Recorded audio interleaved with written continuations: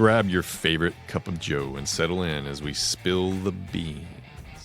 Welcome back to MB2 Underground. My name is Joe Fox. Today we're brewing up something special and have a latte to discuss with the barista of brilliance himself. From crafting lattes to crafting business ideas, he's got the perfect blend of talent and drive.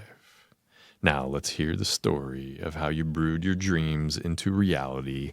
Welcome, the king of Scottsdale, Arizona, sweet baby D, Dylan Capshaw. Welcome, sir.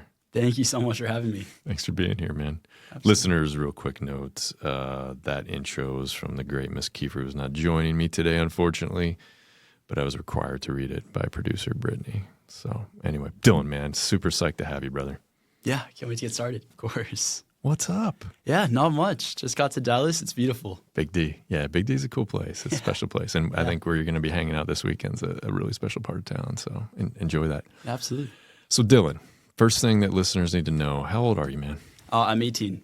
18 years old. What was the very first entity that you ever formed? Very first entity. So, I mean, I've had a lot of unofficial businesses throughout my childhood, but I'd say the first official, I filed for an LLC for a nonprofit when I was in 5th grade. 5th grade? Yeah. Okay, tell me about that nonprofit. So that was a wildlife rescue that I started. It was right when Hurricane Harvey hit Texas. Yeah, Houston, right? Yeah. Yep, and I saw on the news all these animals being locked up and kind of abandoned as their owners fled, and it was heartbreaking. So I started fundraising money. I raised about $2,000, which in 5th grade was millions to me. Absolutely. Yeah, my mom, being who she is, wanted to reward some hard work, so we flew out to Houston. We funded a rescue expedition in a grocery store, and we ended up saving 10 dogs that were trapped. Unreal. So it was an incredible experience. What was the impetus, the motivation for that, man? You saw a disaster, but what? An animal lover, obviously? Yeah, big animal lover. That wildlife rescue ended up growing over the years. We had a ton of exotic animals we cared for up until I started college. We rehomed them to a different rescue. But I love helping. I love people and animals. And I think, as well as loving the business side of things, I thought I could create something cool and just started making it a new project. Unreal. Tell me real quick about the unofficial entities prior to 5th grade. Yeah, so throughout pretty much elementary school entirely, I would resell things as my favorite thing to do. Really? Like we had these things called squishies that were pretty big. They were like these small animals that I'd order in bulk from China and sell them to my classmates for anywhere from $5 to $20. And could you not get them anywhere else, or like not really? What was how did you corner the market there? For us, I think being the age we were, you weren't finding anything outside of a toy store. And they price gouged there. And I had good prices, and word got around the school. So that was a very successful business until the teacher saw cash stuffed in my desk, and that got shut down. Oh my word! How did Mama Okun deal with that one? Yeah, she was supportive of it. I think she was concerned that I was leaving school every day with a pocket full of ones. What's happening? Yeah, but she was supportive. Oh my gosh, I love it. Okay, so that's incredible. And you all actually had the animals at your house, right? The exotic animals. Yeah, give me a rundown of what kind of animals we were taking care of on a daily basis before school. Correct. Yeah, I definitely took over our yard, which took some patience testing with my mom. She's not the biggest fan of some animals like reptiles, so I got to push that comfort zone a little bit. I love it. But yeah, over the years, we started taking in different animals. I worked with the Arizona Wildlife Department, and I got licensed for caring for marsupials and rehabilitations. So we had baby wallabies hopping around the house, ostriches, monkeys. It was pretty incredible for a while. We had a whole operation going on. And these are animals that literally, exotic animals that, again, you have to get a license for, that are here but don't have a home for whatever reason. And wow, Scottsdale, Arizona, you're rocking marsupials and monkeys. Yeah, it was great. Everyone had their own unique circumstance. A lot did come from Texas. We worked closely with a rescue in El Paso that we'd get some animals from.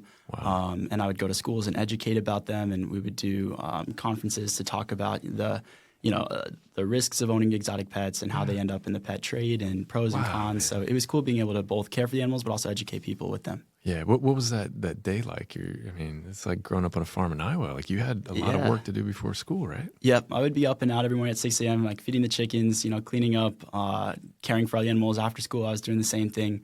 And it was a lot of work, but it was a lot of fun. And it's really rewarding with pets because you get to see and interact with them. It's like therapy. Man. That's special, brother. That's so special. Thank So now fast forward a little bit. Tell me about the first business entity that you created. Yeah, so it kind of ties in with the animals. Having all these exotic animals, they all eat exotic plants. And an interesting part about that is for a lot of the plants, the flowers are the toxic byproduct that they can't eat. Interesting. So for a while, I would just cut the flowers and toss them, and they would eat the greens.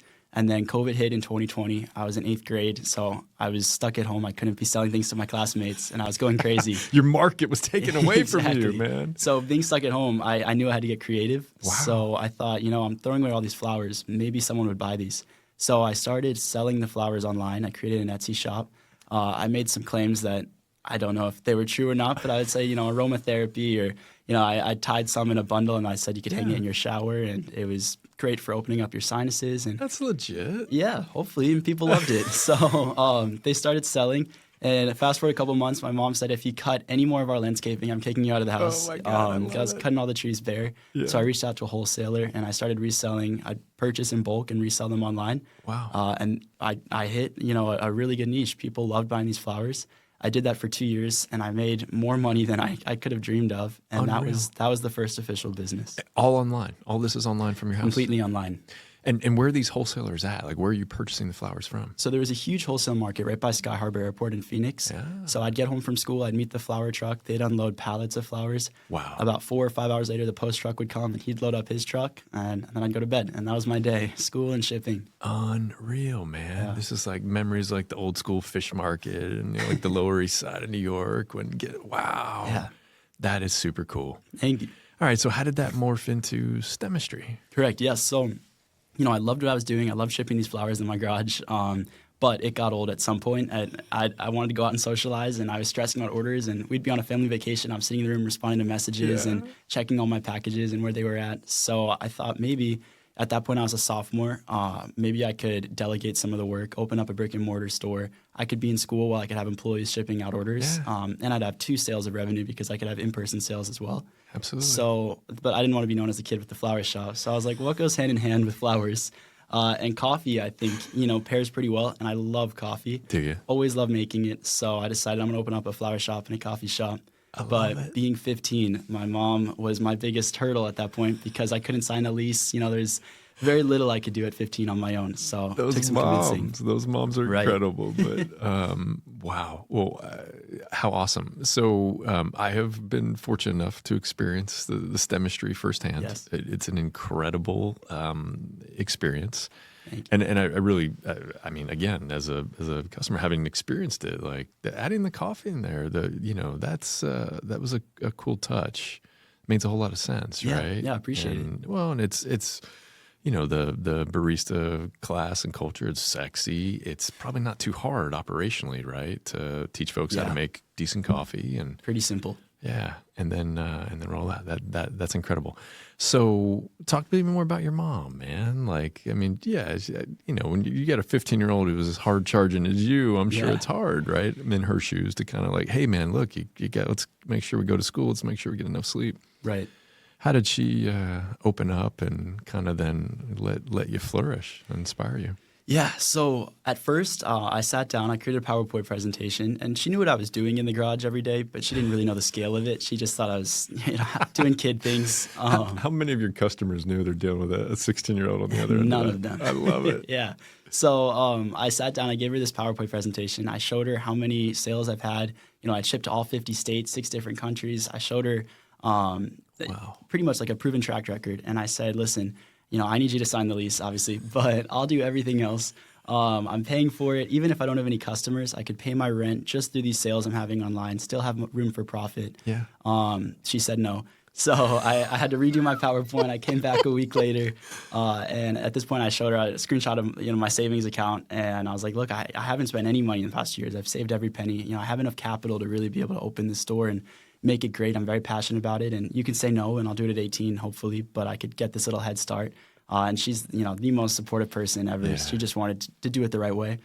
So she agreed, and I started the project. We found a space and signed the lease, and wow. Everything else was history. Dylan, I've never met anybody who's created a PowerPoint presentation for their mother. That's pretty incredible. Thank you. What did you have to tweak in the PowerPoint presentation between first presentation and second? I think she didn't believe that I had the funds. Being a kid, she probably thought I was spending everything I was making. So showing her a screenshot of my savings, I think really helped, because then she was like, seeing in her head, maybe she wouldn't have to be too nervous, because I had enough to be able to really build out the store in the way I was thinking of it. Oh my God. And I'd be more persistent. The squishy money paid off, baby. Yeah, very much. So now you have a storefront, you have a lease. Mm-hmm. Then what? So being 15 and needing employees was my next hardest part. That wasn't easy. I was in high school, but the store that I ended up picking it used to be a nail salon. So at this point, I'm a kid in a broken down nail salon with nothing but a dream. And I needed to hire employees, and these people are twice my age at least, with kids. And I had nothing behind me to show that this would be a success, and they don't want to waste their time. Yeah. So that wasn't easy, but it helped me a lot in building confidence. I watched hours of YouTube videos. I'd never done a job interview myself, so I had no idea how to conduct one, let alone know what to look for and weed out good or bad candidates. So and your mom she's not doing the interviews for you. You're doing this all by yourself. Correct. All she was doing was driving me and dropping me off because I couldn't drive yet, and hiding down the street. Still not 16. Still don't have your license. Right. Wow, man. Yeah. So that was the toughest part. But once I got a team down and I got through training, it helped me build some confidence on my own and leadership skills. And the rest, it wasn't too bad. I mean, I couldn't sign any contracts legally, so that made things tough. But it was, all learning. So what is it like being that age and your current age, 18, and managing, a staff that is significantly older than you? It was difficult because it's easy to get steamrolled. It's very easy for someone to come in who's passionate and motivated, and they want to see the business succeed, which is the kind of employee I was looking for. Yeah. But then obviously at some point we're going to have a disagreement, and they want things to be their way. And they're in the store more than I am, since I'm into school every day 8 to 3, and try and have some sort of social life outside of that. It took a lot of team building skills and a lot of learning. But at first I would hire friends. I quickly learned that was not a good idea. Ooh, interesting. So I stopped with that. Good lesson for learners. Yeah, it is a good lesson. I wouldn't hire friends. Just never ends well. So I transitioned that to strictly just finding professional employees and maintaining that. And as the business continued to grow, I had a reputation behind me, so I could show that this isn't a waste of time. We're actually going somewhere, and it's gotten easier ever since. Yeah, absolutely. It starts off tough. Yeah, that dynamic with friends is you don't realize it until you try it. Yeah, and it doesn't make any sense that it won't work, but then it makes perfect sense why it doesn't work. Yeah, man, I've been there. So incredibly fascinating. The other dynamic you brought up, which is so spot on, and it's so hard for people to understand, is you do want those employees that take a whole lot of ownership, right? Right. But at some point, that creates problems if there's too much. It's like finding that perfect balance. Absolutely, yeah. And it was very difficult at first. I had a lot of people just completely change the concept and kind of do things their way. Wow, are you serious? And I'd have to come in. I'm not going to lie, there were a few times I called my mom and I was like, I need help. Because being 15 and, one of the employees in particular, they were in their 40s. They had kids. It's hard for me to be able to have enough confidence to really talk back to an adult, which I've always been told not to do. So it took some learning. So let me ask you, what was the concept? What were they trying to do with the concept that was not kind of your vision? Yeah, one thing I love about STEMistry is in Scottsdale and in Phoenix, there's a lot of coffee shops, and I'm sure here too, that are just come and go. You run in, you grab your coffee and get to your life. I like to have STEMistry be more of an experience. You come in, you're served with a tray with your coffee on it, your food, flowers come with every purchase, a little bouquet. So it's more like an experience. You come in, you sit down, you feel welcomed. Yeah. But the downside of that is then there's dishes to clean, there's people hanging out in the store, so it's a little bit more work. So I had an employee who really was passionate about changing that concept to strictly come and go, no mugs, no dishes, all paper cups for just quick service. That way it made their job a little easier.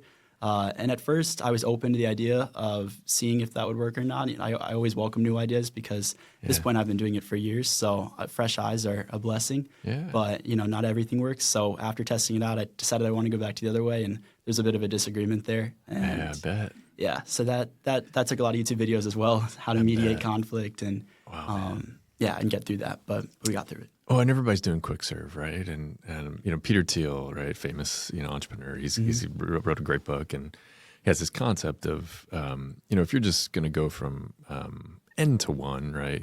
There's a bunch of coffee shops out there now. Starbucks did this, right? There are always coffee shops, but then they just trying to do a better coffee shop, right?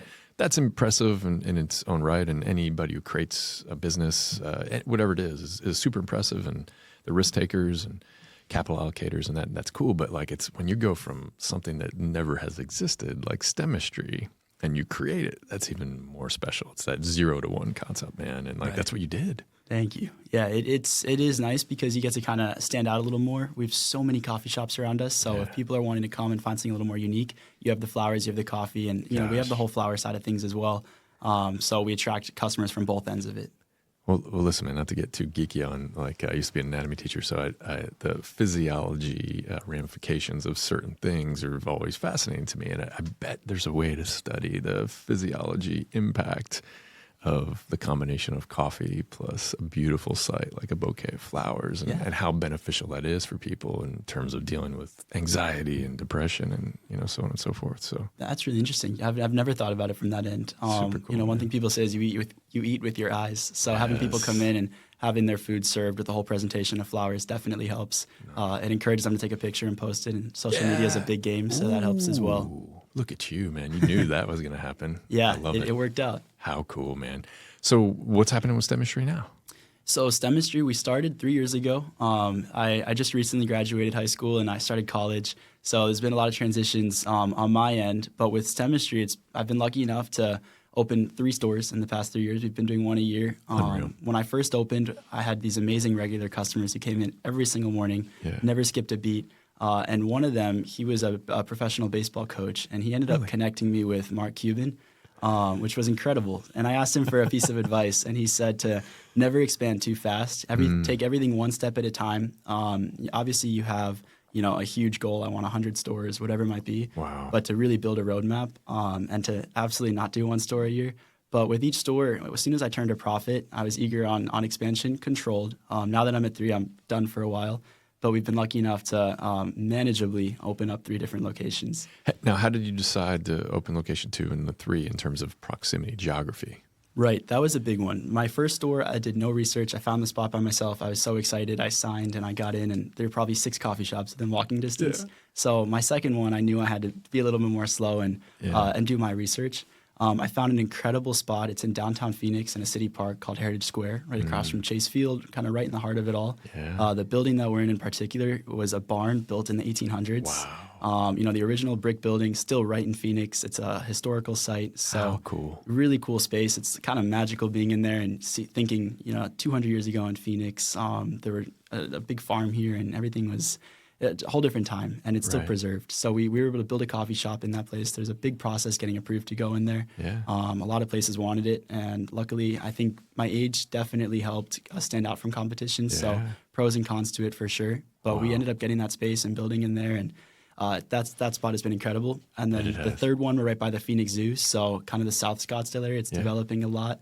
And now I think I'm done in that area. I don't want to oversaturate it too much. So down the road, we'll do one further out. Oh, absolutely. What markets or geographies are you most interested in? I think STEMistry could be cool in either northern Arizona, maybe Flagstaff or Sedona could be pretty nice, or California. But that would be pretty tough, I think, at least now while I'm in college running a store out of state. So absolutely. Maybe Flagstaff, practice 1 a couple hours away. And if that's manageable, then potentially out of state could be pretty cool. Gosh, having the maturity, man, and discipline to not spread yourself too thin, that's impressive. Thank you. I mean, it's a constant struggle. But I bet. Oh, good for you. I'm sure every great entrepreneur struggles with that. So why'd you decide to go to college?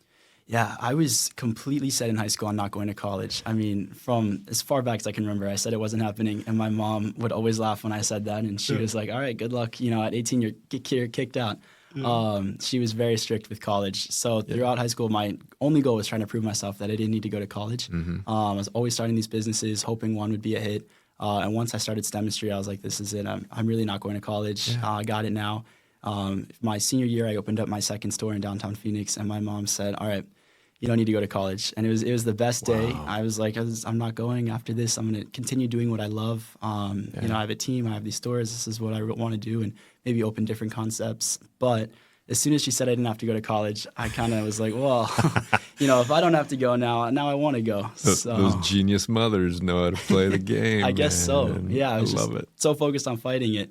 And everybody says college is, the best years of your life, and you Yeah. make connections that these lifelong connections that you cherish. So I'm not focusing on finishing college necessarily, but I'm having fun. Awesome. And I'm grateful for it so far. So it's good to kind of keep me on track, and I'm pursuing a degree, and there's always more to learn. Yeah. What degree? Entrepreneurship. Yeah. Oh, that's awesome. Yeah. Is that invigorating to be in those classes, or do you feel like it's like stuff you've already figured out, or are you gaining anything from the experience? Academically, not yet. We start with a lot of prereqs. So most of my classes, I've never been an academic. I'm barely passing right now because I'm in class writing emails and texting the team and working on next concepts. So, I'm not pursuing college academically as much as I should be, but socially having a lot of fun. And I think that's important at 18. Super important. Yeah, no, absolutely. Balance it. Well, how do you balance it? I mean, so not only are you running a very successful 3-location business, you're still doing some nonprofit stuff, and you just got your pilot's license? Yes, yeah. That was I have a fear of heights, and I love to have outlets so I can kind of take my mind off work and everything, and focus on self-improvement in one way or another. Wow. So a pilot's license I thought would be pretty cool. So you thought it would be pretty cool because you recognize you have a fear of heights, Something and you you could wanted to overcome. lean into that Yeah, fear. correct. Damn, dude. Thank you. And so I thought, how could I scare my mom even more than asking to get a pilot's license? And that was that's asking scary. for a helicopter pilot's license. So Did you do a PowerPoint presentation for I that did. one? Yeah, I did a PowerPoint presentation. I told her the salary they could make if I went commercial.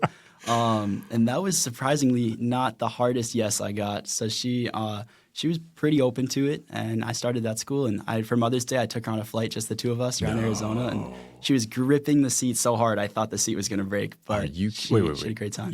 You gave your mother a helicopter flight that you piloted? Correct. Yeah, I took her around For just Mother's the two of Day? us. It was really, really incredible. I'll never forget it. Coolest teenager ever.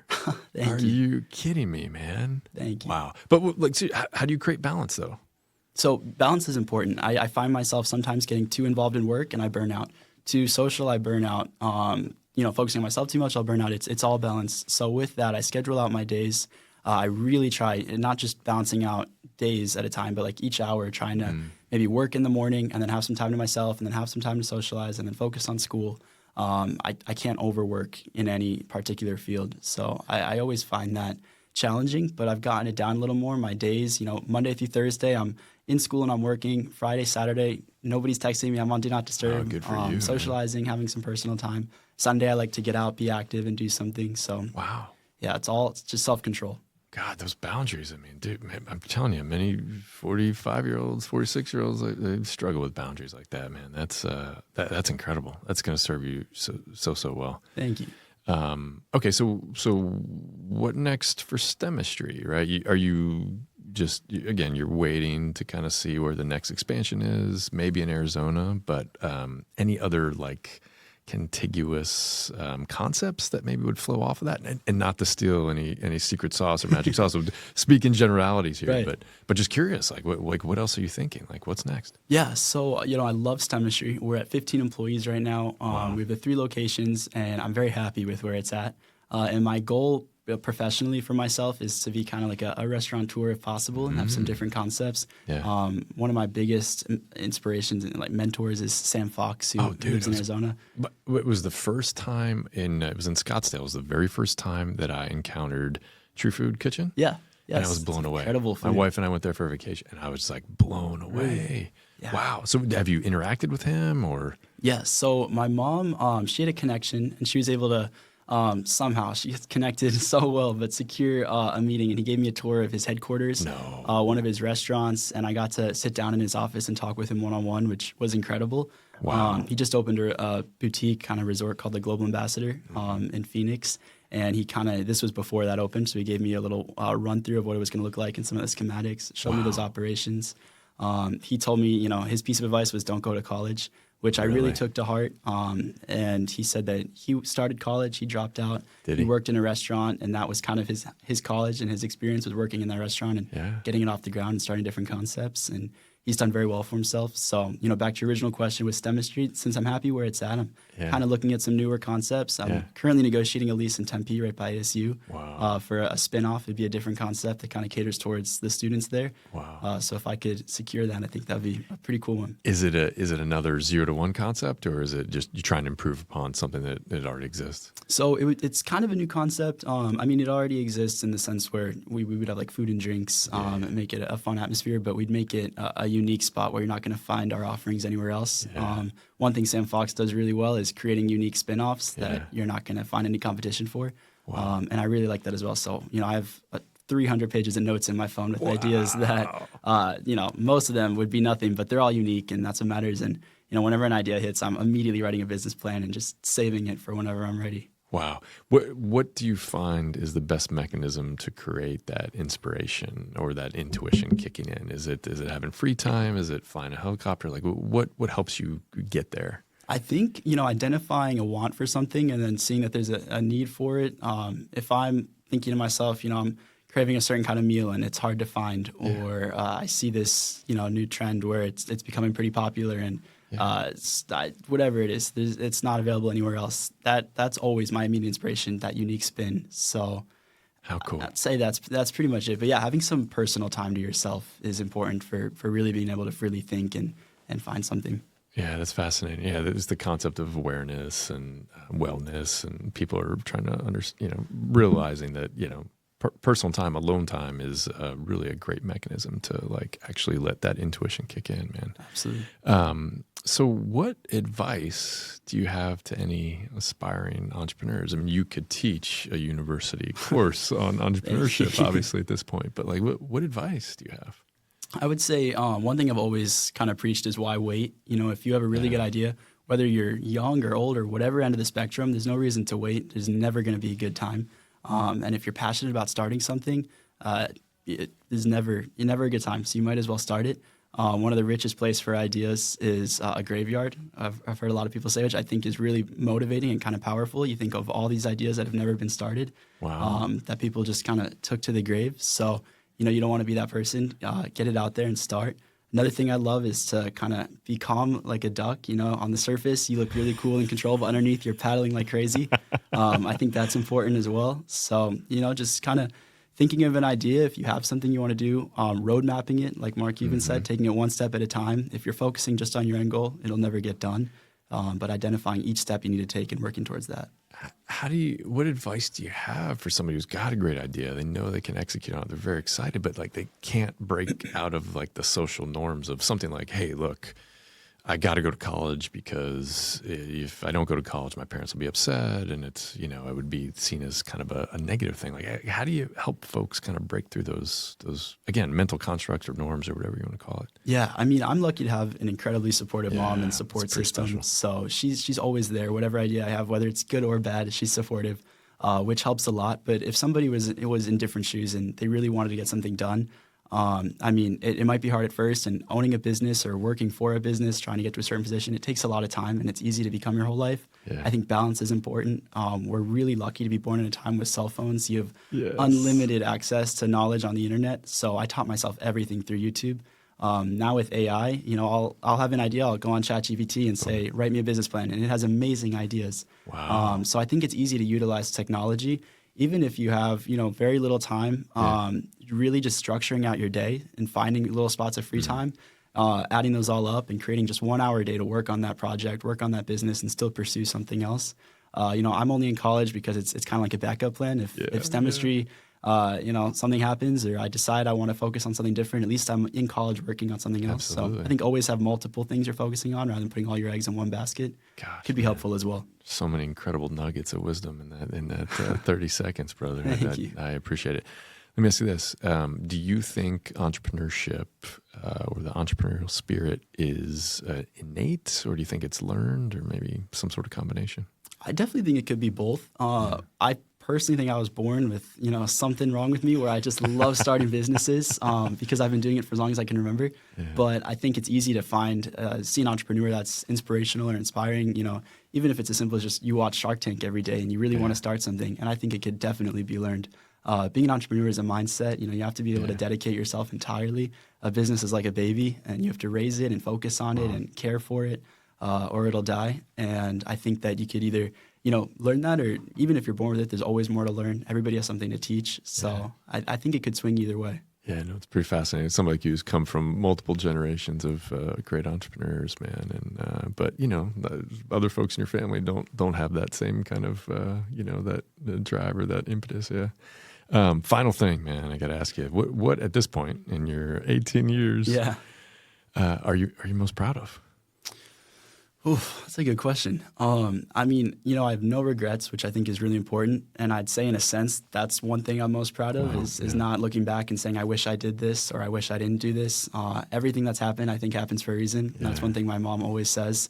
And whether it was a good decision or a bad decision, it opened new doors. And, I'm really grateful that I kind of seized my time as best I could in high school. And I started STEMistry. And, now being in college, I have something else going outside of school. And I'm just very happy where I'm at. So I'd say I'm grateful for everything, and I'm just proud of how everything turned out. Awesome. Well, Dylan, this has been an absolute blast, brother. You're an incredible inspiration for not just 18-year-olds, but 46-year-olds and the like, man. Really, truly, keep it up. Can't wait to see what happens the next, 2, 5, 10 years, man. But one day we're going to get you to do a little Polaroid picture, and you have to sign it, and I'm going to say, hey, I knew this guy when he was 18. That would be awesome. Thank you so much for having me on here. Yeah, absolutely. Gosh, our pleasure, our joy. Listeners, thank you for joining us for another really cool episode of the MB2 Underground podcast. We'll catch you next time.